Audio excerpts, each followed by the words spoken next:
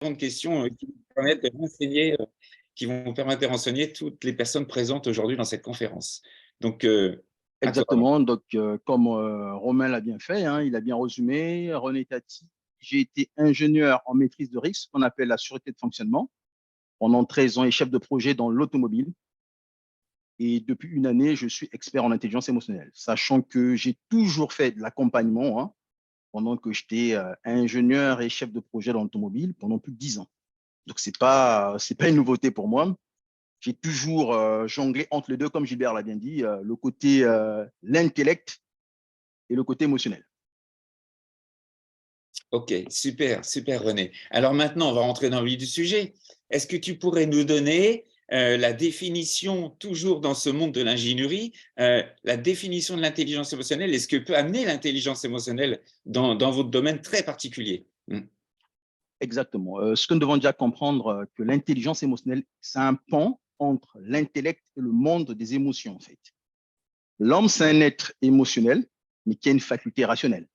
Donc, il est fait pour fonctionner avec ses émotions et son cerveau. Donc, l'intelligence émotionnelle, c'est ce pont-là qui va permettre au cerveau et au cœur de fonctionner ensemble pour permettre à l'homme de libérer le maximum de potentiel qu'il a. Et en termes d'ingénierie, nous savons très bien, nous avons tendance à penser que les ingénieurs ne travaillent qu'avec le rationnel. Non, c'est pas du tout ça. Parce que les ingénieurs découvrent, ils conçoivent des choses, ils ont l'habitude d'utiliser leur intelligence émotionnelle, mais d'une façon inconsciente, dans le domaine de l'ingénierie. Vous allez le voir, pour créer, il faut être inspiré. On parle souvent de l'intuition, une idée géniale qu'une personne va avoir, qui va bouleverser le monde.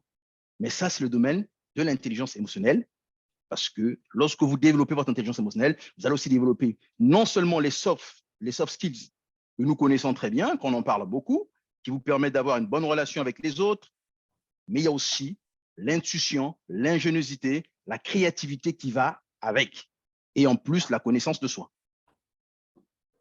Ok, super René, super. Alors tu prêches un convaincu parce que moi-même, ayant plein de projets dans ma tête et dans la vie, j'utilise constamment ça. C'est normal, je suis expert dans ce domaine-là. Donc bien évidemment, j'ai compris depuis très longtemps que l'intuition, en fait, peut vous amener énormément de solutions, mais peut vous faire gagner aussi énormément de temps.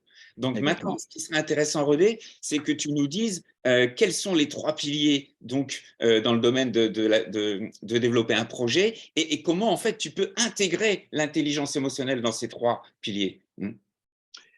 Exactement, parce que lorsqu'on parle de la gestion de projet, nous devons toujours garder que nous avons un besoin et un désir. Donc, je suis dans une situation A, je vais atteindre une situation B. Et là, nous avons des exigences en termes de qualité qui peut être le produit ou le service voulu. Nous avons des contraintes en termes de coût et de temps, parce qu'on n'a pas toujours le budget qu'il faut, on a des contraintes de temps. Donc, nous avons la qualité que nous devons atteindre sous les contraintes de coût et de temps. Ça, c'est les trois grands piliers de la gestion de projet, la qualité, le coût et les délais. Mais nous le savons tous, lorsqu'on parle de projet, il y a toujours cette notion de risque, en fait. Est-ce que je vais atteindre la qualité voulue? Je peux aussi faire de la surqualité qui va me coûter plus d'argent, qui va me faire perdre du temps. Je peux faire la sous-qualité et mon client ne sera pas content. Ceux qui connaissent un peu le monde de l'ingénierie, nous avons tendance à rechercher les causes. Il y a une méthode japonaise qui est connue, c'est ce qu'on appelle la méthode des 5 thèmes, qui permet d'identifier les causes d'un problème. Donc, si nous prenons le cas de la gestion de projet, on va prendre la qualité, les coûts et les délais. Le risque serait quoi? C'est d'avoir un produit qui ne répond pas à la qualité demandée par le client. Donc, la sous-qualité. Il y a un risque en termes d'augmentation, d'un dépassement de coûts. Il y a un risque aussi en termes d'un dépassement de délai. Et quand on dépasse les délais, dans certains secteurs, on a des amendes. Nous avons ces risques. Et si nous appliquons simplement la méthode des 5 M, en se posant ces questions-là, il y a 5 catégories de causes. Il y en a un peu plus, mais je vais garder les 5. Donc, les causes d'un problème peuvent venir du milieu, de l'environnement. Donc, une entreprise qui n'a pas une bonne culture, il n'y a pas de l'empathie, il n'y a pas de bien-être, les gens ne travaillent pas dans les bonnes conditions. Les méthodes utilisées, les outils utilisés, la compétence. Quand on parle de compétences, on va parler des compétences métiers et de l'intelligence émotionnelle et de la matière première. N'oubliez pas que c'est une méthode japonaise, donc il y a une application dans l'industrie. Mais si on prend d'autres secteurs, on peut prendre aussi la matière première comme les informations dont nous avons besoin pour travailler. Donc, si je n'ai pas des bonnes informations, je ne pourrai pas faire du bon travail. Et si nous appliquons cette méthode-là, nous allons remarquer que c'est l'homme qui est au centre de l'environnement. Ce n'est pas une machine qui va créer du bien-être au travail, qui va créer des bonnes relations. C'est l'homme. Lorsque nous parlons de la méthode, c'est l'homme qui choisit quelle méthode appliquer pour tel projet, en fonction du contexte. C'est l'homme aussi qui choisit les outils. Aujourd'hui, nous avons plusieurs méthodes en gestion de projet. On parle de la gestion de projet avec les méthodes agiles. C'est l'homme qui choisit. La compétence aussi, c'est l'homme qui est toujours au centre. La matière première, c'est toujours l'homme qui est au centre. Je prends l'exemple de l'industrie. Aujourd'hui, il y a un conflit en Ukraine. Donc, ceux qui avaient des fournisseurs en Russie ou en Ukraine, à cause de ce conflit-là, ils ne pourront pas avoir la matière première dont ils ont besoin pour leur industrie. La même chose en termes d'information. Donc, c'est toujours l'homme qui est au centre. Donc, on voit très bien, l'homme est au centre de la gestion de projet. Parce que c'est lui qui a un besoin, qui exprime le besoin. Il est aussi le consommateur du service ou du produit qui sera réalisé. Comme l'homme est au centre, nous devons nous préoccuper du facteur humain. Donc, on voit très bien le lien direct entre l'intelligence émotionnelle qui parle de l'humain, qui permet à l'homme de se connaître premièrement, de développer les soft skills, que je peux citer, l'empathie, qui a une importance capitale. Il faut se connecter aux autres pour travailler ensemble. On ne fait rien seul. La bienveillance, il faut être patient, il faut être persévérant. L'adaptabilité, l'écoute, le pardon. Lorsqu'on travaille en mode projet, nous sommes tous différents. Ça va arriver qu'il y aura des conflits, qu'il y aura des incompréhensions. Nous devons être capables de pardonner nos collègues pour travailler en équipe. Donc, vous voyez très bien que l'homme est tellement au centre. Si on oublie l'homme, si dans nos entreprises, nous ne travaillons pas sur l'intelligence émotionnelle, il sera difficile pour nous d'atteindre nos objectifs. Pourquoi? La performance est le fruit de la compétence métier et des soft skills. C'est comme dans la vie de tous les jours. Hein. Pour naître, il faut un homme et une femme. Et pour avoir de la performance en entreprise, il faut des compétences métiers, il faut aussi les soft skills. Ok, très bien. Alors, moi, je suis entièrement convaincu parce que j'ai pu découvrir ces 20-25 dernières années que quand on crée un projet, quand on développe une entreprise, le fait d'être informé, je dirais, par toutes ces intuitions, par toutes ces informations, nous permet en fait d'avancer beaucoup plus vite, de produire beaucoup plus vite. Tu as été chef de projet. Est-ce que tu peux donner des conseils de comment toi tu faisais pour mettre ton équipe, je dirais pour la fédérer, pour mettre ton équipe dans de bonnes émotions, puisque on sait que la clé de l'intelligence émotionnelle, si on veut développer son intelligence émotionnelle, il faut être dans de bonnes émotions. Et on sait qu'après, il y a tout un artifice qui découle de cette intelligence émotionnelle qui se déploie. Donc, est-ce que tu peux aider un petit peu nos auditeurs aujourd'hui sur ce sujet? La clé pour une personne qui est manager, qui est chef de projet, parce que on est en interaction avec des équipes, en fait. Nous sommes en interaction avec des équipes et il est très important pour nous de comprendre les besoins des autres, en fait. C'est très, très important de le réaliser. Excusez-moi. Excusez-moi. C'est très important de comprendre les autres. La première clé, c'est ce que moi j'appelle la loi des différences. Lorsqu'on interagit avec les autres, il faut réaliser que tous nous sommes différents. Nous ne pensons pas la même chose, nous ne ressentons pas les mêmes émotions, nous n'avons pas les mêmes désirs. Ça, c'est la première des choses. Donc, lorsque nous sommes en interaction avec les autres, nous devons les écouter. L'écoute a une importance capitale. Et c'est la raison pour laquelle aujourd'hui, on parle beaucoup de l'empathie, de la bienveillance et de l'écoute. Celui qui écoute, il aura les bonnes informations, il saura comment mettre l'autre dans les bonnes émotions.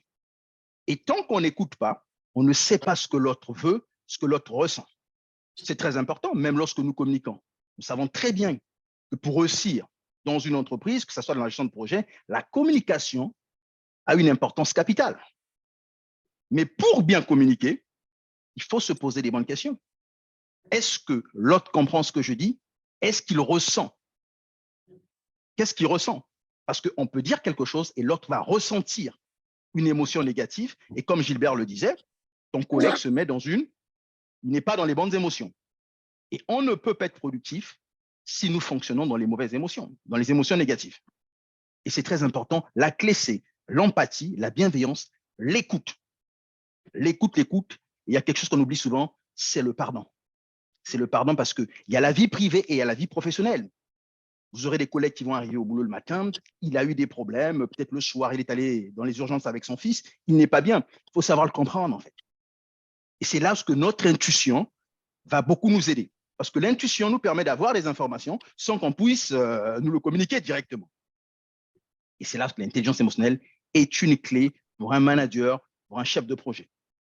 Donc, être à l'écoute, désirer discuter avec les autres pour comprendre, ne pas marcher avec des hypothèses. Nous avons tellement tendance à faire des hypothèses et nous croyons que nos hypothèses sont vraies.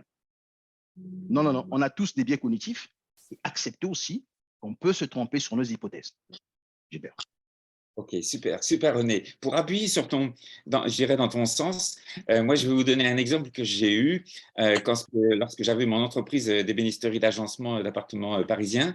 J'avais un chef d'atelier et en fait on se réunissait tous les vendredis après-midi vers 16h, entre 16h et 17h pour faire le planning. Et quand René parle d'empathie, ça m'amuse parce que moi en fait, si vous voulez, on a toujours eu beaucoup de travail, on a toujours été blindé de travail. Et ça aussi, c'est les conséquences de l'intelligence émotionnelle. Et en fait, on faisait le planning et des fois, on avait vraiment le vendredi soir une charge de travail phénoménale pour la semaine d'après. Et en fait, pour vous permettre de toucher un peu du bout du doigt de ce que ça peut faire, moi, j'étais capable de ressentir les émotions de mon chef d'atelier par rapport à la charge de travail qu'on avait affichée sur le planning. Et parfois, je voyais la peur lui traverser le corps, de la tête jusqu'aux pieds. Et je ne vous mens pas, hein. Je sentais en fait comme une peur qui lui traversait tout le corps. Et en fait, quand moi, je ressentais ça, parce que bien sûr que j'étais entièrement en empathie avec lui, et bien en fait, je lui disais pas que je ressentais tout ça, parce que ça, c'est pas important. Par contre, je lui disais, bah, écoute Thomas, je sens que finalement, ça fait peut-être un peu chargé pour la semaine prochaine. Ce qu'on va faire dans ce cas-là, on va décaler ça, on va décaler ça et on va décaler ça. Et en fait, je voyais Thomas, mon chef d'atelier, qui d'un seul coup reprenait un peu de couleur, allait beaucoup mieux. Et donc, moi, j'avais compris que là, à ce moment-là, je l'avais remis dans de bonnes émotions parce que bien évidemment, la peur, elle est totalement paralysante et improductive. Et la peur s'était atténuée, il avait retrouvé un peu de couleur, il se sentait plus à l'aise pour attaquer le lundi matin la charge de travail qu'on avait organisée ensemble. Donc, c'est vraiment important. Je sais que quand on est ingénieur, se mettre en empathie avec l'autre, ce n'est pas toujours évident, mais c'est hyper important parce que moi, la clé, c'était est-ce que mes salariés sont en de bonnes émotions et est-ce qu'ils ont vraiment tout ce qu'il faut pour produire? Parce que dans ce cas-là, je savais que s'ils avaient tout ce qu'il fallait pour produire, alors j'allais avoir une semaine très, très productive. Alors que si on commence à oublier des choses je dirais, dans l'organisation, eh bien, on met quelqu'un, je dirais, de mauvaise humeur, en colère, agacé. Et tout ça, c'est des émotions que nous, on place en tant qu'experts en intelligence émotionnelle dans le tableau du bas. Et dans le tableau du bas, on ne développe pas l'intelligence émotionnelle, on la réduit. Et quand on réduit cette intelligence émotionnelle, eh bien, en fait, on réduit la créativité, l'ingéniosité, bref, tout ce qui nous permet d'avoir un cerveau en ébullition et d'inventer plein de choses. Donc, René, merci pour ces précisions. Gilbert, je vais juste donner un exemple qui me vient à l'esprit, là, qui a une importance capitale, en fait. Aujourd'hui, il y a un sujet qu'on connaît, ça fait des siècles. Les femmes ont des règles chaque mois, et certaines femmes ont des règles douloureuses, et ce n'est pas facile. Elles viennent travailler. Mais aujourd'hui, ce n'est pas pris en compte. Certains managers ne vont pas prendre ce paramètre-là en compte. Lors d'une réunion, une personne qui souffre, mais lorsqu'on développe son intelligence émotionnelle, automatiquement, on va considérer cette problématique-là. Parce que c'est une souffrance. Il y a une douleur qui est là. Elle ne peut pas être productive et parce qu'elle souffre, en fait. Donc, c'est très important. Et pendant cette période, au niveau des hormones, il y a des changements qui se passent. La même chose. Dans l'équipe, il y a une collègue femme qui est enceinte. On sait très bien ce qui se passe. Moi, j'ai un enfant, j'ai une femme. Il y a des changements qui s'opèrent.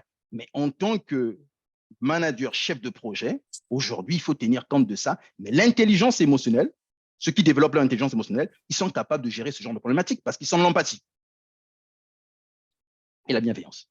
Ok, tout à fait, tout à fait. Et il faut savoir que quand vous êtes, je dirais, dans cette dans ce développement de soi pour acquérir l'intelligence émotionnelle, eh bien, en fait, vous allez capter une multitude d'informations. Je dirais c'est beaucoup plus puissant qu'un ordinateur, hein. Vous allez en fait capter une multitude d'informations parce que là, on pourrait se dire, ouais, mais alors c'est compliqué, je dois penser à madame qu'a ceci, à monsieur qu'a cela. Mais en fait, on reçoit une multitude d'informations en une fraction de seconde, en un instant T. Et on peut tout de suite, en fait, prendre une décision parce que l'intelligence amène cette faculté-là. Et c'est pour ça que c'est important de la développer parce que ça change tout. Donc, René, merci pour toutes ces précisions. Est-ce que tu pourrais nous éclaircir un petit peu maintenant sur ben, gérer un projet, développer un projet? Bien évidemment, on peut avoir des idées différentes, donc on peut créer éventuellement des mini-conflits au sein d'une équipe. Comment toi, tu peux, ou comment tu as fait quand tu étais chef de projet pour utiliser ton intelligence émotionnelle pour éviter ce conflit ou savoir l'anéantir ou même éviter carrément le conflit? OK. En fait, lorsqu'il y a des hommes, il y a toujours des conflits. Pourquoi? Je le disais au départ, hein, nous sommes différents. Et c'est normal, nous ne pensons pas la même chose, nous ne voyons pas les choses de la même façon, nous n'avons pas les mêmes opinions. En fait. Lorsque nous regardons une chose, nous ne voyons pas la même chose. Et c'est très important de le comprendre que tous, on n'a pas la même perception des choses. Et les conflits viennent pourquoi? Parce que nous n'acceptons pas la différence des autres. On ne veut même pas écouter parce que simplement on est tellement sûr de ce qu'on veut et là, on écarte l'autre. Et c'est lorsque l'écoute arrive.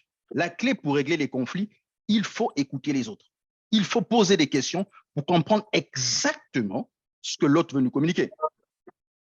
Et lorsqu'on comprend le besoin de l'autre, il est plus facile d'apporter des solutions ou de trouver un compromis. N'oublions pas, lorsqu'on développe l'intelligence émotionnelle, on est plus conscient des biais cognitifs que tous les hommes ont. Nous devons reconnaître que nous avons des hypothèses, mais nous pouvons nous tromper en fait. Donc tu peux croire, tu peux penser que ce que tu fais, c'est la meilleure des solutions, mais si tu n'es pas ouvert, lorsqu'on va te proposer quelque chose de nouveau, automatiquement l'ego va faire que tu puisses repousser, tu ne puisses pas écouter les autres. Et lorsqu'on a une position d'autorité, l'être humain a tendance à imposer en fait. Donc ça demande de l'humilité. Et l'intelligence émotionnelle va aussi développer cette marque d'humilité en nous. Donc nous serons capables d'écouter les autres, d'accepter nos erreurs pour avancer. Parce que dans une équipe, ce n'est pas que le chef de projet ou le manager qui a la solution, qui a le dernier mot. C'est toute l'équipe qui travaille ensemble. Donc moi, j'ai appris surtout à écouter en fait. Quand il y a conflit, parce qu'on n'a pas bien communiqué, on ne parle pas le même langage, il faut remettre les choses dans le bon ordre, parlons le même langage, nous allons comprendre, nous allons prendre la bonne décision qu'il faut. Et pour le bien-être du projet. Et ça, il faut savoir gérer les égos. Lorsqu'il y a des hommes, il y a des égos. Ok, très bien, très bien. Et pour rebondir sur ce que tu dis, parce que c'est bien comme ça, parce que toi, tu es dans un monde bien spécifique, moi, j'étais dans un monde totalement différent. Mais en fait, ce que je faisais, moi, tous les matins, alors il y a des gens qui vont vous dire, oui, mais moi, je n'ai pas le temps de faire ça. Mais moi, je le faisais, même si j'étais débordé parce que j'avais plusieurs entreprises simultanément. Je saluais tous les salariés de l'entreprise parce qu'en une poignée de main et en un regard, je savais tout de suite si mon salarié allait bien ou allait pas bien. Et s'il allait pas bien, la première chose que je faisais, je lui posais une question anecdotique ou je dirais sommaire, vague comme ça, du genre bah, comment ça va à la maison? Est-ce que tes enfants vont bien? À l'école, est-ce que ça se passe bien? Parce que je savais qu'ils étaient mariés, je savais qu'ils avaient des enfants. C'est ça quand on s'intéresse aux gens. Voyez? Et en fait, dès le matin 8 heures, vous pouvez positionner votre salarié ou votre collaborateur dans de bonnes émotions tout de suite. Et moi, ça a toujours été ma règle d'or. Le matin à 8 heures, le matin à 8 heures, mes salariés devaient être dans de bonnes émotions. Et donc, l'écouter, leur dire bonjour, leur poser une question si on sent que ça ne va pas. Tout ça, c'est de la reconnaissance. Tout à l'heure, René parlait d'écoute, c'est de l'écoute. Et à partir du moment où les gens se disent ah ben, il prend du temps pour moi, donc il m'écoute, donc il me reconnaît, eh bien, vous positionnez les gens dans de bonnes émotions. Et je peux vous dire qu'un salarié qui, à 8 heures, est déjà dans de bonnes émotions, il ne va pas produire pareil que quelqu'un qui, on le salue même pas, on l'ignore carrément. J'ai eu un employeur comme ça à une époque. Hein. C'est au moment des augmentations de salaire, il disparaissait, on ne le voyait plus, il ne nous disait plus bonjour. Croyez-moi, quand on est salarié, on n'aime pas ça. D'accord? Donc, c'est important de comprendre ça. Vous allez peut-être me dire, oui, mais c'est Gilbert, mais si j'investis 5 minutes par salarié, ben oui, mais si vous avez une équipe de 10 personnes, d'accord, et vous investissez 5 minutes, allez, on va dire, ça fait 50 minutes, on va dire 1 heure. Ouais, mais moi, je sais très bien qu'un salarié bien aligné, dans de bonnes émotions, moi, je suis capable aujourd'hui de multiplier mon temps par 2 de production, hein, sur une journée. Hein. C'est-à-dire que moi, je peux produire 2 fois plus vite qu'un salarié, mais parce que je fais toujours attention à mes émotions. Ma règle d'or, c'est le tableau du haut des émotions et je ne sors pas de ce tableau du haut. Ouais. Donc, maintenant, ce que j'aimerais aussi que tu abordes, René, par rapport au développement de projet, c'est aussi la gestion du stress. Il y a quelqu'un qui a laissé son micro allumé, ça serait bien de l'éteindre. OK. C'est aussi la gestion du stress, parce que bien évidemment, quand on doit donner un produit ou un projet avec un Exactement. délai, bien évidemment, on a même du stress, on a la pression qui conçoit. Il y a aussi le fait que, est-ce que moi, en tant que chef de projet, je garde la pression sur moi ou est-ce que je la divulgue sur tout le monde? Qu'est-ce que tu peux nous dire autour de tout ça? OK. Pour faire le lien direct hein, entre la gestion du stress et l'intelligence émotionnelle. Je peux citer, il y a 3 grands bénéfices en fait hein, que l'intelligence émotionnelle va apporter dans la vie privée, dans la vie professionnelle. Il y a la connaissance de soi. Il y a les soft skills que nous connaissons tous. Il y a l'intuition, l'ingéniosité, la créativité. Dans les soft skills, il y a la capacité de bien gérer ses émotions, premièrement. Deuxièmement, vous allez développer aussi le bon relationnel. Lorsqu'on travaille avec des collègues, lorsqu'on a des bonnes relations, on aura moins de stress en fait. Parce que même ton N+1, si tu as une bonne relation avec lui, tu poseras des bonnes questions, tu seras dans l'empathie, tu vas comprendre les enjeux. Et en tant que chef de projet, tu sauras comment communiquer. Ce système de recevoir le stress et le divulguer à tout le monde, c'est une erreur en fait. Parce que lorsqu'on connaît les membres de son équipe, on saura qu'il y a des ingénieurs qui sont très bons, mais dès qu'il y a un peu de stress, ils ne sont plus productifs. Donc, on reçoit du stress, on doit savoir le transformer et bien communiquer à la personne, hein, si la personne sait gérer le stress, si la personne ne sait pas gérer le stress, on doit jouer aussi ce rôle d'amortisseur. Mais ça, c'est l'intelligence émotionnelle qui va nous donner cette capacité. Et il y a un autre point que nous devons comprendre. Lorsqu'il y a le stress, parce qu'il y a des incertitudes, en fait. Et notre cerveau n'aime pas des incertitudes. Il est en ébullition. Lorsqu'on développe l'intelligence émotionnelle, nous allons plus nous appuyer sur notre cœur, en fait. Parce que le cœur a l'avance sur la tête. Le cœur connaît avant que la tête soit consciente, en fait. Et plus nous marchons avec notre intelligence émotionnelle, nous pourrons être tranquilles dans les situations de stress. Et je peux vous assurer, Gilbert en parlait, de l'intuition. Il y a des choses qu'on n'arrive pas à expliquer par le rationnel. Tu ne sais pas comment, mais tu es en paix, tu sais qu'on va trouver la solution. Et tu vas rassurer l'équipe, ils vont se mettre à travailler, ils vont trouver la solution. La solution ne viendra pas peut-être directement du chef de projet, parce que ce n'est pas ton rôle, il y a quelqu'un qui est là qui travaille. Mais le fait de créer l'environnement, de rassurer tes équipes, avec le temps, ils seront, dès que tu es là, tu les rassures, ils sont boostés. C'est comme dans le sport. Hein. À la mi-temps, il y a des grands entraîneurs, ils arrivent à booster leur équipe. Dès qu'ils repartent, ils vont gagner le match. Et c'est très, très important pour un chef de projet, pour un manager. Et ce qui sera encore extraordinaire, que tous les membres de l'équipe développent l'intelligence émotionnelle. Et là, ça devient une équipe formidable. Oui, oui, parce qu'en fait, les énergies, quand une personne a ce don-là, parce que pour moi, c'est un don, l'intelligence émotionnelle, hein, ça se travaille, mais c'est un don qui se développe, puisqu'on l'a tous, on vient tous à la naissance avec. Et en fait, quand vous ajoutez une personne plus une personne, ça n'a jamais fait 2, mais ça fait 3. Et même beaucoup plus que 3.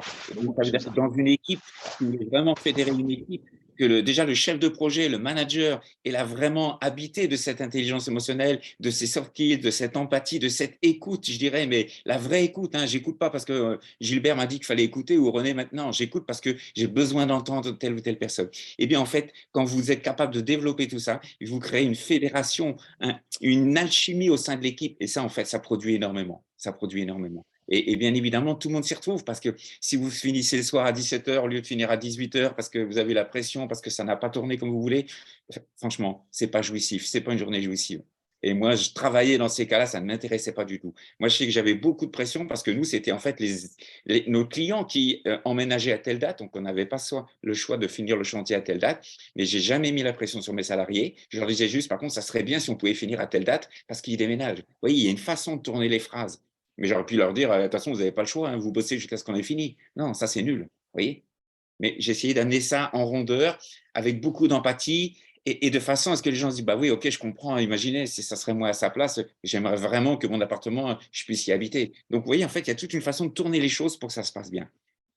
Maintenant, il y a un autre point, René, que j'aimerais qu'on aborde parce que c'est vraiment un point d'actualité. Aujourd'hui, on parle de démission silencieuse, on parle de Mm. démission, on parle de turnover. Et quand on doit sortir un projet, monter un projet et qu'on a un coup un membre qui disparaît, un coup un membre de l'équipe qui est en démission silencieuse, c'est pas évident. Est-ce que Ah, c'est pas tu du peux là aussi expliquer tous les atouts qu'amène l'intelligence émotionnelle au niveau de la fidélisation des talents dans une équipe et donc les bénéfices, bien évidemment, qu'une équipe qui développe un projet va bénéficier. Et ça, c'est très important. On sait très bien, hein, une démission a un impact qui est très élevé sur un projet. Certains ne se rendent pas compte qu'il y a des éléments clés sur un projet, hein, qui doit être un projet de 3 ans. Quelqu'un qui a travaillé 2 ans sur le sujet, lorsqu'il faut le remplacer, il faut vous assurer que ça coûte de l'argent et ça demande du temps. Donc, il faut anticiper. Et comment est-ce qu'on anticipe? C'est de créer le bon environnement. Donc, on en parle aujourd'hui, le bien-être au travail. Les gens, une équipe, ce n'est pas simplement un groupe de personnes qui travaillent ensemble. Il faut aller au-delà. Lorsqu'on a un manager, on a un chef de projet qui a développé son intelligence émotionnelle, il va créer une équipe, il va fédérer une équipe qui va prendre soin des uns et des autres. N'oublions pas, les hommes restent dans une entreprise parce qu'il y a des bonnes relations, il y a des amitiés qui sont là. Et lorsqu'on arrive à créer une équipe, lorsque les gens travaillent ensemble, ils prennent soin des uns des autres, ces relations fortes vont faire que les gens restent. Les relations des collègues et les relations avec le manager. Il ne faut pas faire l'erreur de se dire que moi, je suis le chef de projet, moi, je vais avoir une bonne relation avec toutes les équipes. Non, non, le but, c'est que les membres entre eux aient cette relation, en fait. Ils vont prendre soin des uns et des autres. Et je peux vous assurer, ça va éviter les burn-out parce qu'ils vont céder facilement, en fait. Souvent, il y a de la concurrence, il y a de la jalousie. Et je peux vous assurer, dans les entreprises, certains arrivent même à cacher des informations aux autres. Il y a un document qui est là, mais il ne veut pas que l'autre ait de l'information, il va le garder. Il va envoyer des mails jusqu'à ce que le responsable chef de projet puisse monter au créneau pour dire mais qu'est-ce qui se passe, pourquoi tu ne donnes pas le document? Et c'est là qu'il envoie le mail avec le document. Et ce n'est pas normal. Pourquoi? Parce qu'il y a des mauvaises émotions, comme Gilbert le disait. Donc, lorsqu'on arrive à créer des équipes, lorsque les gens s'entraident, il y a une fédération qui est là. Le but, c'est de réussir le projet. Et je peux vous assurer, il y aura moins de burn-out. Et même les membres de l'équipe, s'ils veulent partir, ils vont parler au chef de projet, ils vont parler au manager. Le manager pourra vraiment négocier avec eux pour leur dire que oui, tu veux partir, mais tu sais que c'est un peu chaud avec le projet. Est-ce que tu peux encore rester? Et la personne va accepter parce qu'il y a une bonne relation, en fait. Parce qu'il ne pense pas entreprise, il va plutôt regarder le manager qui est en face de lui. Et c'est là, c'est très important. Un manager, un chef de projet, il représente l'entreprise devant les autres qu'il dirige. Donc, s'il a une bonne image, il va beaucoup aider l'entreprise, mais sans même que la direction le sache, en fait. C'est pour ça qu'il ne faut pas négliger les collaborateurs parce qu'ils font un travail qui est souvent invisible, que certaines directions ne savent même pas, pour que les gens restent. Et pour éviter toutes ces problématiques de burn-out, ils vont en parler parce qu'il y a une bonne relation. Ils vont venir te dire que moi, je ne vais pas bien, et là, tu sauras quoi faire pour éradiquer le problème. Parce que tu as l'écoute. C'est bon pour moi, Gilbert. Ok, très bien, très bien. Intéressant, intéressant. Tu prêches un convaincu, c'est bien. Maintenant, il y a un autre point que je voulais aborder avec toi, parce qu'à une époque, parce que le bien-être au travail, c'est un sujet qui est compliqué, parce qu'il y en a des fois qui pensent qu'en mettant une table de ping-pong dans le hall de l'entreprise, ça va faire le boulot. Et en fait, on sait très bien, toi et moi, que c'est Ouais, complètement impossible, que ça ne fonctionne pas comme ça. Je dirais même, ça serait plus de l'hypocrisie qu'autre chose. ouais. Euh, donc, ça serait peut-être bien, parce que là, on a expliqué les soft skills, on a expliqué l'intelligence émotionnelle, les atouts que ça pouvait amener dans un projet, mais aussi dans une entreprise, parce que créer et développer une entreprise, c'est un projet. Et moi, je suis plus de cet ordre-là, hein, au niveau entrepreneurial. C'est ça. Est-ce que tu peux expliquer aux gens qui sont là présents aujourd'hui et ceux qui écouteront le replay, qu'est-ce que toi, tu conseillerais si on te consultait demain et qu'on te dise, voilà, on a une problématique, on comprend ce que vous dites, mais vaguement parce que ce n'est pas notre domaine. OK. Qu'est-ce que vous pourriez nous conseiller pour former en fait nos équipes, nos managers, nos équipes, à ce qu'il y ait, je dirais, une meilleure ambiance, une meilleure alchimie, et que ce que vous dites, qu'on entend mais qu'on ne comprend pas parce qu'on ne sait pas comment ça marche, puisse être vraiment, je dirais, opérationnel au sein de nos entreprises et de nos services. Oui. C'est très important parce que, Gilbert, tu l'as bien dit, hein, mettre une table de ping-pong, ce n'est pas ce qui va rendre la personne heureuse, en fait, au travail. Mais la vraie question que nous devons toujours nous poser, qu'est-ce qui motive les gens? On pense que la motivation vient du salaire. Non, non, c'est pas ça. C'est pas ça, c'est pas ça. La loi de la carotte et du bâton ne marche plus, en fait. Ne marche plus. Les gens ont besoin de faire des choses qui donnent du sens à leur vie. Des choses qui ont du sens pour eux. Et en entreprise, en tant que manager, si on veut vraiment créer l'environnement nécessaire pour que les gens se sentent bien, premièrement, il faut reconnaître qu'ils sont différents. Donc, je ne les impose pas directement les choses. Je dois les écouter pour comprendre qu'est-ce qui a du sens pour eux. Généralement, le manager, celui qui a l'autorité, il oublie les autres. Il pense que ce qui a du sens pour lui aura aussi du sens pour l'autre. Mais ça, c'est l'erreur, en fait. Parce qu'en tant que manager, tu es là pour servir tes collaborateurs. Tu es là pour créer l'environnement pour qu'ils puissent bien faire leur travail. Leur réussite, c'est ta réussite. Et c'est la même chose dans la gestion de projet. Je suis là pour concevoir un service pour un client. Je dois écouter mon client. Je ne suis pas là pour réaliser mes rêves. Je suis là pour réaliser le rêve de mon client. Donc, si je veux créer un environnement qui soit propice à la productivité pour mes collaborateurs, je dois les écouter. Qu'est-ce qui est important pour eux? Gilbert, c'est comme tu le disais, ce qui va mettre Jean dans les bonnes émotions, c'est peut-être pas ce qui va mettre Jacques dans les bonnes émotions. Donc, il faut vraiment les écouter pour essayer de trouver l'équilibre. L'équilibre. C'est lorsque l'écoute, l'empathie, la bienveillance, on en parle beaucoup, mais c'est normal, en fait, une importance capitale. Si je n'écoute pas, je ferai ce qui a du sens pour moi, pas pour les autres. Pas pour les autres. Et c'est dommage, en fait. Les gens ont besoin d'être écoutés. Malheureusement, on l'oublie. Moi, je mettrai l'accent sur écouter les besoins des gens et répondre à leurs besoins, bien sûr, en fonction des moyens des entreprises aussi. Il faut aussi le communiquer. On ne peut pas tout faire, mais il y a beaucoup de choses qu'on peut faire avec très peu de moyens lorsqu'on a développé son intelligence émotionnelle.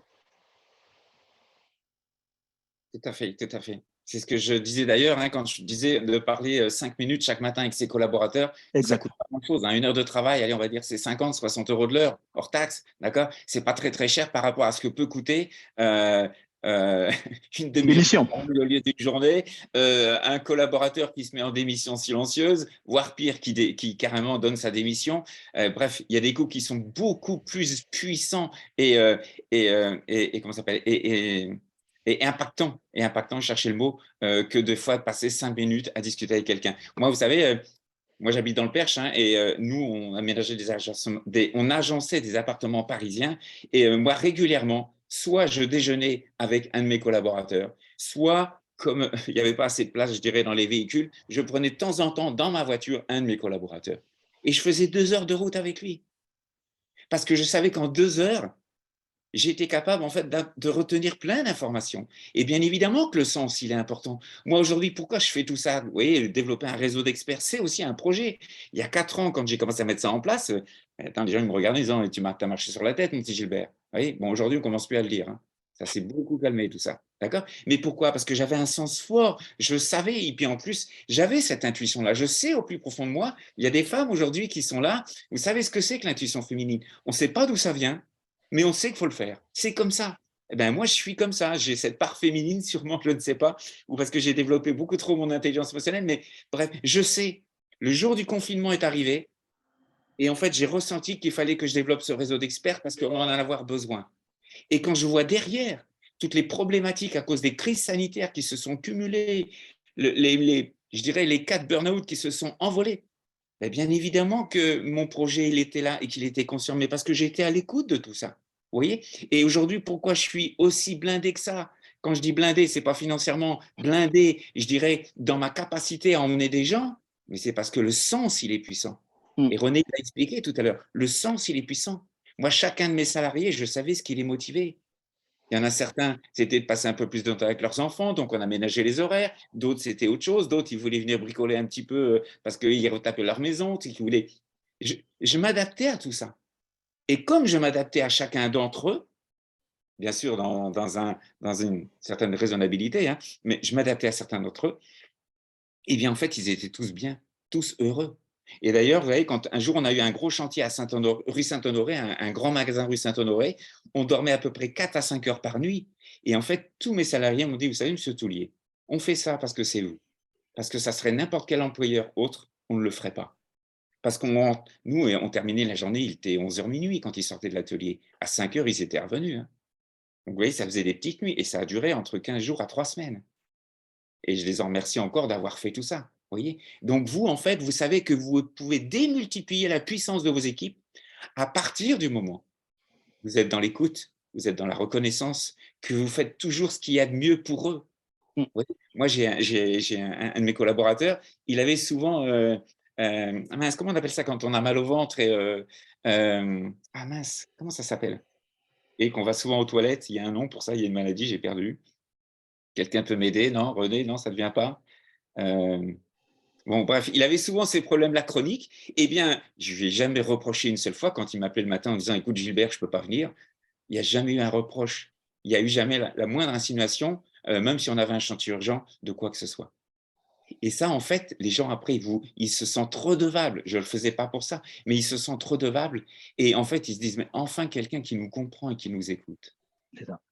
Et moi, quand je sais qu'un collaborateur est dans cette émotion-là, je sais qu'il est dans le tableau du haut des émotions, je sais que dans le tableau du haut des émotions, il va se retrouver dans une spirale exponentielle ascendante qui va augmenter sa productivité énormément. Et dans ce cas-là, il n'y a plus de conflit. Et dans ce cas-là, les gens, ils ne veulent pas partir. Moi, ils ne partaient pas, mes salariés. Oui, au début, si. Quand j'ai créé ma société, au début, ils sont partis parce que je ne connaissais pas tout ça. Je n'avais pas une connaissance aussi approfondie de la gestion des émotions et de l'intelligence émotionnelle. Donc, bien sûr qu'au début, j'ai essuyé des plates, mais ça m'a appris énormément. Et c'est ce que je transmets aujourd'hui dans mes formations à tous les experts que je forme. Mais il faut savoir aujourd'hui que, bien sûr, que tout ça, ça a un impact phénoménal. Et même si on est dans un monde très cartésien, quand on est dans un projet, il faut ne jamais oublier la part émotionnelle, la part, je dirais, irrationnelle. Et ça, c'est en faisant des formations en tant que maîtrise en intelligence émotionnelle qu'on peut arriver à comprendre en fait les mécanismes. Vous voyez, un truc tout bête souvent que je donne en formation, des fois, il y a des gens, ils ne comprennent pas ce que je leur explique et je dis, mais ça vous est jamais arrivé, je ne sais pas, de penser à quelqu'un et que cette personne, elle vous appelle 3 minutes après? Mais c'est arrivé à tout le monde. Donc tout le monde, à un moment donné, me dit, bah si, Gilbert. Je dis, bah alors comment c'est arrivé tout ça? Parce qu'en fait, il y a une part de connexion entre cerveau collectif, entre cerveau positif et cerveau positif, entre émotion X et émotion X, et entre émotion Y et émotion Y. Et les émotions positives attirent des gens positifs. Donc, automatiquement, il se crée comme une symbiose, une alchimie positive. Et là, c'est une bombe. Mais Il y a une résonance qui se crée. voilà, une résonance, une bombe, mais une bombe positive au sein de votre équipe. Et là, vous ne comprenez pas pourquoi. Moi, j'en voyais, ils couraient dans la cour, hein. Moi, j'avais 2 grands bâtiments, un pour la cabine de vernis et un pour l'atelier de fabrication. Et ils couraient entre les 2 bâtiments pour aller plus vite. C'est pas moi qui leur disais de courir, hein. Mais ils étaient heureux de faire ça. Ça les excitait, ça les passionnait. Parce qu'on avait des trucs géniaux à faire. Parce que quand on fait un projet et qu'on est bon dans son projet, bien évidemment, vos clients parlent de vous autour d'eux. Mm. Et vous avez toujours des projets encore plus intéressants, encore plus puissants, encore plus beaux, encore plus, des fois, stressants, parce que bien évidemment, plus c'est beau, plus c'est grand, plus c'est cher, et puis on a de pression. Mais c'est aussi passionnant. Donc, c'est important de comprendre tout ça. Alors, je ne sais pas maintenant quelle heure il est. Est-ce que il est 13h15? Est-ce qu'éventuellement, tu as encore un point ou deux que tu veux rajouter, René, avant qu'on éventuellement réponde aux questions, s'il y a des questions? Ce que je peux faire, je vais peut-être présenter, hein, c'est 7 actions que les gens peuvent mettre en place dans OK. leurs équipes ou dans leur entreprise pour commencer à créer une culture d'intelligence émotionnelle. Parce que c'est vraiment une culture, ce n'est pas une seule personne qui va porter ce sujet-là. Parce que c'est l'homme, en fait. C'est l'homme. Je vais partager. Je vais juste ouvrir le document rapidement. OK. Est-ce que mon écran… Normalement, tu peux partager, René, hein. Oui. Je ne sais pas Et pourquoi. je voulais juste rajouter une précision aussi par rapport à tout ce que j'ai pu entendre, par rapport aussi à l'entreprise que papa a pu avoir dans l'ébénisterie. C'est ce que j'ai mis aussi dans l'onglet discussion. Heureux aussi parce qu'ils ont été reconnus à leur juste valeur et à leur juste compétence. Mm. Moi, j'ai moi-même été sur des chantiers avec les salariés et je peux vous dire que oui, en fait, pourquoi ils se permettaient de faire autant d'heures et pourquoi ils se permettaient tout ça, c'est parce qu'ils étaient vraiment bien reconnus et que même s'ils avaient que 5 minutes des fois pour manger le midi sur un chantier ou manger peut-être juste un sandwich, et ben, en fait, ils étaient contents parce qu'ils savaient que derrière, ils allaient être reconnus et qu'ils savaient que très bien que leur travail allait être reconnu par Mm. aussi bien le client que leur patron. Et ça, pour tout salarié, je pense que c'est important. Je coupe la parenthèse et je laisse René continuer. OK. Donc là, je pense que tout le monde voit mon écran. Oui, C'est moi, je vois. 7 actions à mettre en place pour développer une culture de l'intelligence émotionnelle dans une équipe ou dans une entreprise. Si je vais, je prends le stylet. Dans un premier temps, ce que vous pouvez faire, c'est de nommer un référent intelligence émotionnelle. Ça peut être le dirigeant, le manager, parce qu'il faut toujours commencer par quelqu'un.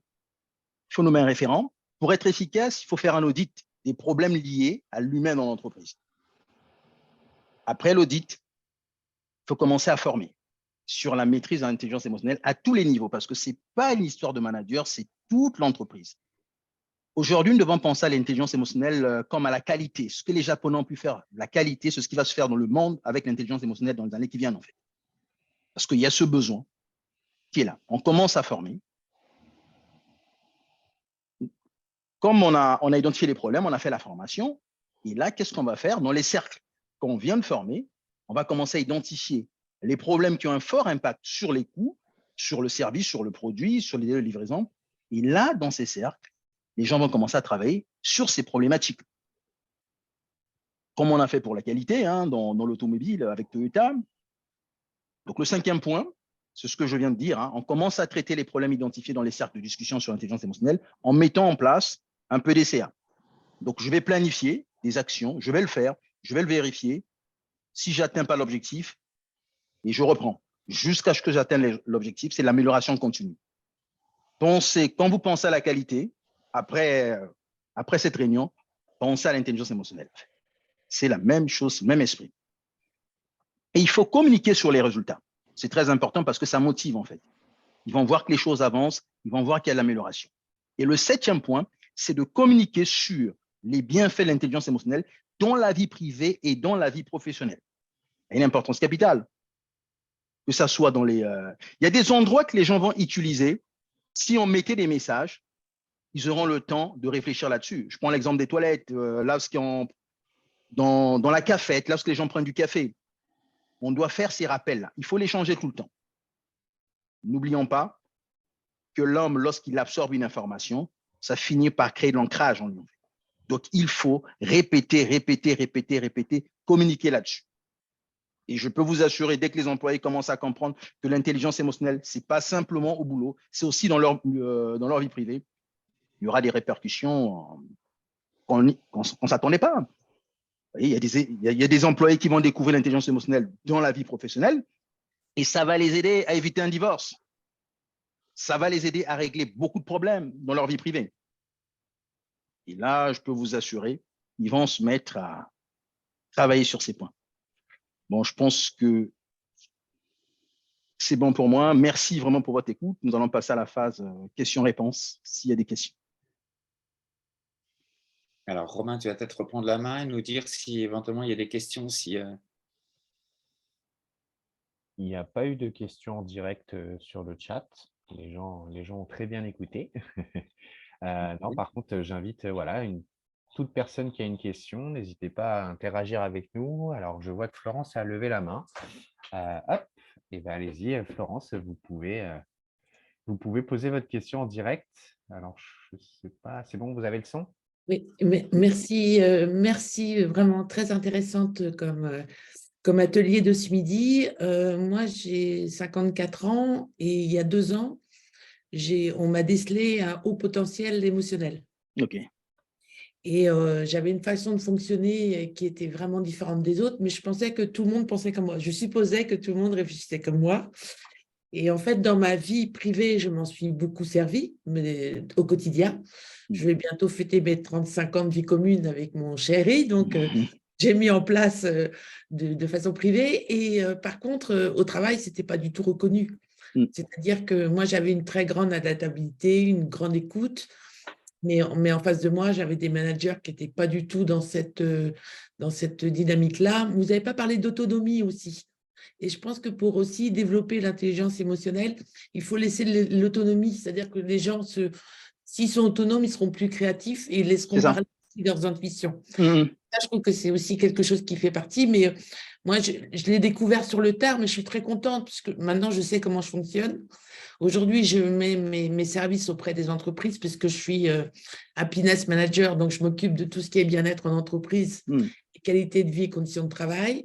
Et c'est vrai que dans l'écoute, avec l'écoute, on écoute les besoins, on a toutes les clés pour aider et faire avancer les entreprises. Donc, merci beaucoup pour l'atelier. Et puis, écoutez, je ne sais pas si je vais continuer à la travailler, mon intelligence, mais elle est innée un petit peu chez moi, donc je vais la garder telle qu'elle est.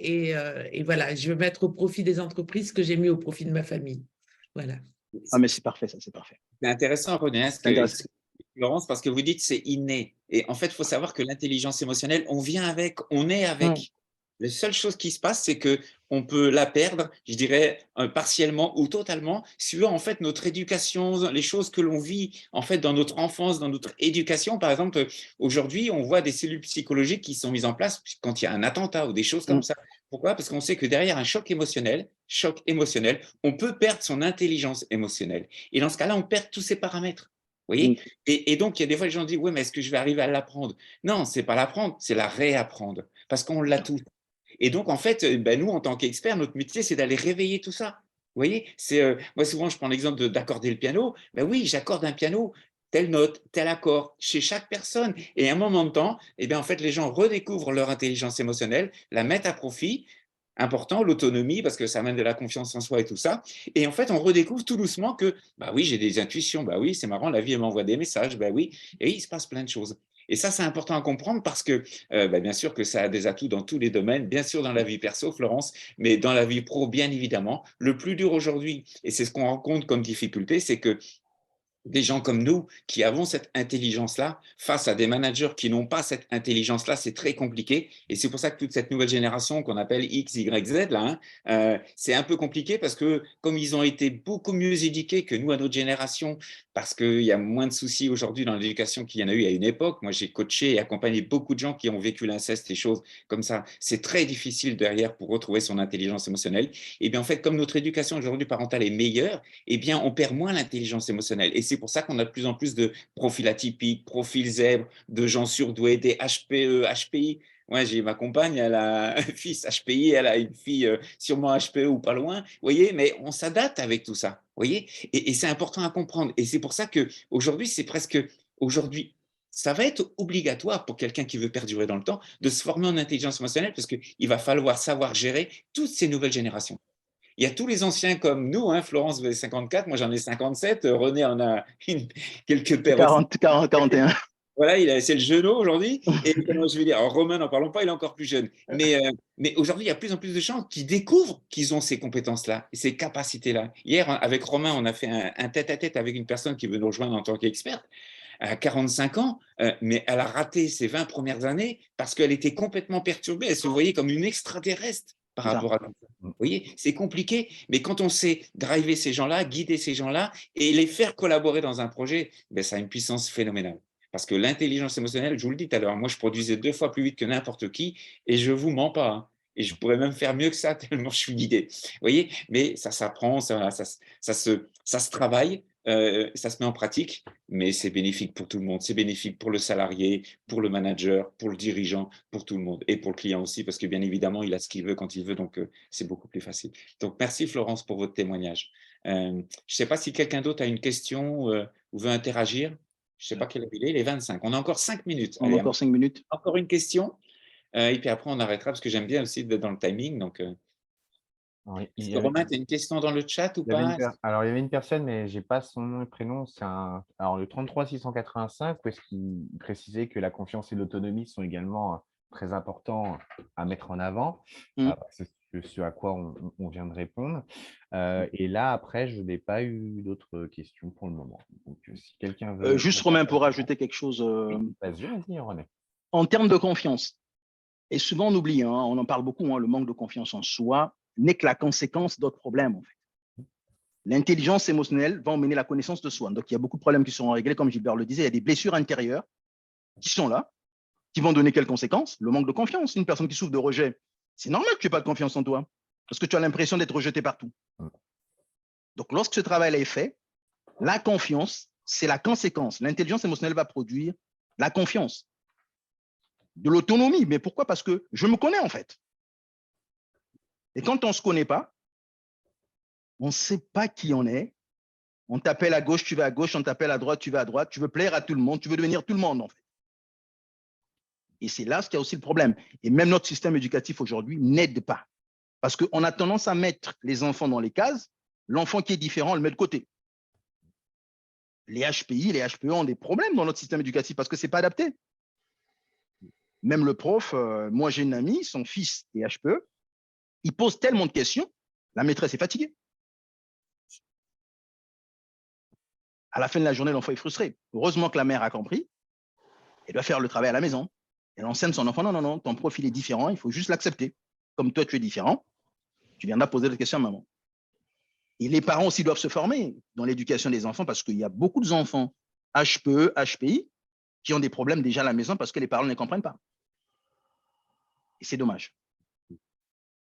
Et c'est hyper important parce que, alors là, on pourrait dire qu'on glisse dans le perso, mais vous savez, construire un enfant ces 20 premières années avec un socle très, très puissant, ça veut dire que vous le mettez à l'abri, je dirais, de beaucoup de tempêtes pour toutes ces années à venir. Parce que quand à 20 ans, vous avez compris le b.a.-ba de la vie, du fonctionnement humain, de la construction humaine, ça ne veut pas dire que vous n'allez pas vivre des tempêtes. Il y en aura, mais elles sont beaucoup moins puissantes, elles feront beaucoup moins mal et elles auront beaucoup moins de conséquences que quelqu'un qui n'est pas prévenu de tout ça. Et il faut le savoir parce qu'aujourd'hui, vous savez, moi je suis d'une génération où déjà moi je ne peux plus, mais mes parents sont entrés dans une boîte au démarrage de leur vie professionnelle, ils sont sortis de la même boîte à la fin. Vous voyez, bon, nous déjà c'est compliqué, on fait 2-3 métiers, mais nos générations, nos enfants à nous, comme Romain par exemple, mon fils, il est amené à faire plusieurs métiers. Plus la confiance en soi est solide, plus on les forge, plus on les construit solidement, et bien plus on les, je dirais, on leur permettra facilement de passer d'un endroit à l'autre, d'une entreprise à un autre, d'un service à un autre, de responsabilité à d'autres, parce qu'ils sont en confiance en eux. Et quand on a confiance en soi, bien évidemment, c'est beaucoup plus facile. Et en fait, l'intelligence émotionnelle, je pense qu'on va pouvoir clôturer là-dessus, mais je vais vous dire une chose, c'est que moi, je n'ai pas été beaucoup à l'école, j'ai qu'un CAP d'ébéniste, un CAP de dessinateur. Par contre, j'ai une très grande intelligence émotionnelle, et ça, il faut que je l'accepte et que je l'admette maintenant, même si ça a été très dur à accepter. Mais vous savez quoi? Quand vous n'avez pas les compétences, la vie est capable de vous mettre en relation avec des gens qui ont les compétences. Et je pense que c'est une belle conclusion pour un chef de projet, parce qu'un chef de projet ne peut ne pas avoir toutes les compétences, mais s'il est bon et s'il est, je dirais, dans l'écoute et en empathie, eh bien, il va s'entourer de gens qui auront les compétences et qui permettront d'avoir une équipe très, très soudée et très, très productive. Exactement, Gilbert. En tous les cas, il n'a jamais toutes les compétences. Ce n'est pas ça le but. Et il ne pourra jamais en avoir. C'est pour ça que les autres sont. C'est possible. Exactement. Donc voilà, en tout cas, il est quelle heure? Allez, il est 13h29, on est pile poil dans le temps. Vous savez, là aussi, c'est laisser une bonne émotion, c'est quand on commence à l'heure et qu'on finit à l'heure. Ça, pour moi, c'est important. Donc, je voulais remercier René parce que franchement, tu as été, voilà, moi, c'est vraiment pas mon domaine. Moi, j'ai des projets, mais c'est totalement différent. Donc, c'est vraiment très, très spécifique. Je te remercie pour ton intervention. Si vous voulez le contacter, eh bien, en fait, c'est très simple. Vous allez sur LinkedIn, vous tapez René Tati, T-A-T-H-Y, et vous aurez son profil. Parce que là, en fait, son site est en pleine reconstruction, donc on ne peut pas vous envoyer l'adresse de son site. Par contre, vous allez sur LinkedIn, vous tapez René Tati et vous pourrez rentrer en relation directement avec lui. Voilà. Il a de grandes compétences. Moi, je m'en suis aperçu pendant sa formation. C'est impressionnant. Donc voilà, on vous remercie tous. Romain, on te remercie aussi pour ton assistance. Avec grand plaisir. C'est important parce que nous, on est un peu perchés là-haut. Donc voilà, il nous faut quelqu'un qui est sur Terre et qui gère un petit peu les questions et autres. Donc merci à toi, Romain. Merci, René. Merci à vous toutes et vous tous. Et puis, rendez-vous. La prochaine conférence live, ça sera avec une autre experte qui s'appelle Hélène Bolognesi. Le sujet, on ne vous le dit pas encore, ça sera la surprise. Je pense que je vais créer l'événement d'ici une semaine. Ça sera le 30 mai. Donc voilà. Merci à tous pour votre écoute. Belle fin de journée, belle fin de semaine. Et puis, profitez de la vie parce que c'est ça le plus important. Ça met toujours dans de bonnes émotions. Tout le temps. Exactement. Au revoir à tous. Bonne journée. Au revoir. Bonne journée à vous tous. Merci, merci, merci.